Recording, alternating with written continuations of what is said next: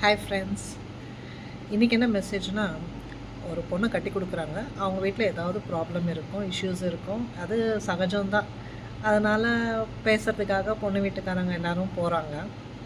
போகும்போது அந்த பையன் வீட்டுக்காரவங்க என்ன பண்ணுறாங்கன்னா, எஸ்பெஷலி பையனுடைய அம்மா அவங்கெல்லாம், முக்கியமாக அவங்க அம்மா தான் தகாத வார்த்தையில் பொண்ணுடைய வீட்டுக்காரங்களை, பொண்ணுடைய அம்மாவை, பொண்ணையும் அந்த மாதிரி தகாத வார்த்தையில் ரொம்ப பேசுகிறாங்க. அது ரொம்ப தப்பு. ஏன்னா அவங்களுக்கு யார் ரைட்ஸ் கொடுத்தது பேசுகிறதுக்கு, கண்டபடி வார்த்தையை விடுறதுக்கு?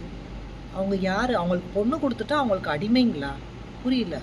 பொண்ணு அவங்களுக்கு அடிமைங்களா? பொண்ணுடைய அப்பா அம்மா அவங்களுக்கு அடிமைங்களா? என்ன ஏதுன்னு எனக்கு ஒன்றுமே புரியல. அசிங்கமாக தகாத வார்த்தையில் இந்த காலத்தில் யாருமே பேசுறதில்ல. அப்படியெல்லாம் பேசுகிறாங்க. பேசிட்டு கடைசியில் அந்த பொண்ணுடைய அப்பா அம்மா தான் தப்புன்ற மாதிரி பேசுகிறாங்க. மேபி தப்பு இருக்கலாம்லையும் இருக்கலாம்.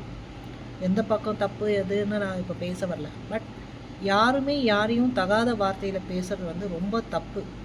இனிமேல்ட்டுக்கு என்ன சண்டை இருக்கட்டும், எதுவாக இருக்கட்டும் பேசுங்க. ஆனால் தகாத வார்த்தையில் பேசாதீங்க. அதுவும் பொண்ணை கொடுத்துட்டாங்கன்னுட்டு அவங்கள மட்டம் தட்டி பேசுகிறாங்க பாருங்கள். நிறைய பேர் இந்த காலத்துக்கட்லேயும் இருக்காங்க. அது ரொம்ப தப்பு. பொண்ணை கொடுத்துட்டு அவங்களுக்கு அடிமை கிடையாதுங்க. அதனால் இனிமேட்டுக்கு தகாத வார்த்தையில் பேசாதீங்க. அவங்களையும் ஒரு மனுஷங்களாக மதித்து நடத்துங்க. சரிங்களா?